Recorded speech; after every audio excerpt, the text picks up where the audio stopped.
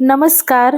आज मी प्रभू श्रीराम यांच्या आवडीचं पेय बनवणार आहे, पानक्कम.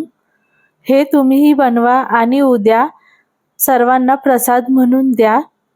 यासाठी लागणारं साहित्य आहे 2 चमचे बारीक केलेला गूळ, अर्धा चमचा लिंबाचा रस, अर्धा चमचा आल्याचा रस,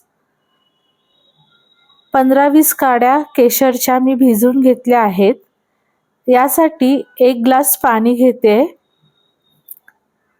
आता यामध्ये आपण बारीक केलेला गूळ घालून घ्यायचा आणि केशर घालून घ्यायचंय भिजवलेलं. आल्याचा आणि लिंबाचा रसही घालून घ्यायचा आणि पाव चमचा वेलची पावडर घालायची आहे. हे सर्व मिश्रण छान मिक्स करून घ्यायचं आणि यावर सर्व करताना तुळशीची पानं घालायची आणि श्रीरामांना नैवेद्य दाखवून सर्वांना द्यायचं.